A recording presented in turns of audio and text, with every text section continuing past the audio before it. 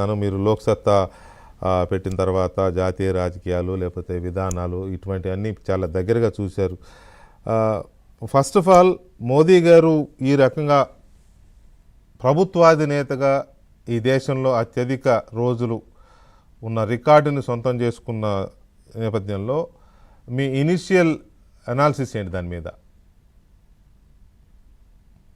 Venkatakrishna, Nelson Mandela ఒకసారి చెప్పారు sir, ఒక నాయకుడు గొప్పతనాన్ని అంచనా వేయాలంటే ఎంతకాల అధికారంలో ఉన్నారని కాదు, ఎంత పదవి పొందారని కాదు, ఎంత హోదా ఉందని కాదు, ఎంత డబ్బు సంపాదించారని కాదు, ఎంతమంది మీద దీర్ఘకాలంగా ఆ మనిషి ప్రభావం ఉన్నదని. ఆ రకంగా చూస్తే నరేంద్ర మోదీ గారి ప్రభావం ఈ దేశం మీద చాలా గణనీయంగా ఉంది. 3 ప్రధానమైన కారణాలు నా దృష్టిలో. ఒకటి,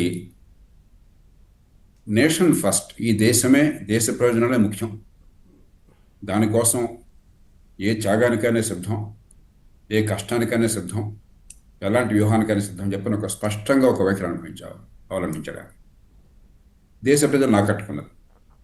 రెండోది, ఇటీవలి కాలంలో గత 20-30 సంవత్సరాలలో అటు సామాన్య ప్రజలకి సంక్షేమాన్ని, అంటే తాత్కాలిక అవసరాలను, వ్యక్తిగత అవసరాలను తీర్చడము, ఇటు దేశ అభివృద్ధి కోసం సామూహిక అవసరాలు, అభివృద్ధి, మౌలిక సదుపాయాలు, ఆర్థిక క్రమశిక్షణ, ఈ రెంటిని సమపాళలో తీసుకొచ్చి ఫలితాలు సాధించినటువంటి ఏకైక నాయకుడు మన దేశంలో నరేంద్ర మోదీ గారు.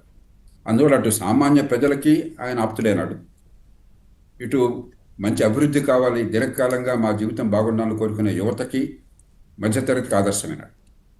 ఈ ఇద్దరిని కలుపుకున్నటువంటి శక్తి మన రాజకీయంలో ఇవాళ కొరబడింది.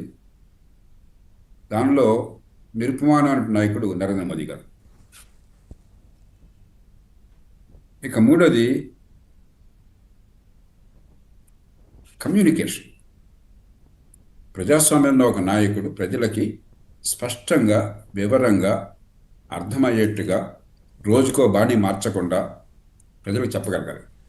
బహుశా ఇవాళ దేశంలో ఆయన్ని మించి ప్రజలను ఆకట్టుకునే రీతిలో, అర్థమయ్యే రీతిలో స్పష్టంగా విషయాలను వివరించే మనిషి ఇంకొకటి లేదు.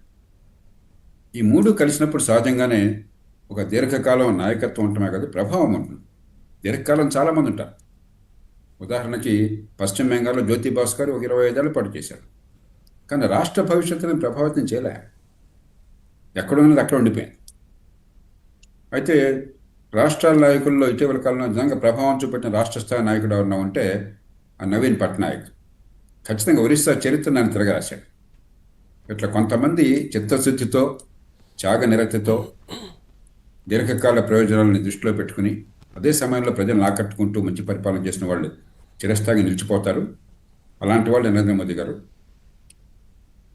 ఈవేళ ఒక కులం లేకుండా మోదీ గారి విషయం, ప్రజాస్వామ్యంలో మనం అందరం పార్టీలకు అత్యధికంగా ఎందుకు గౌరవించాలని చెప్పంటే, కులం బలం వల్ల రాలే ఆయన, డబ్బు బలం వల్ల రాలా, కుటుంబ బలం వల్ల రాలా, వారసత్వంతో రాకపోవచ్చు.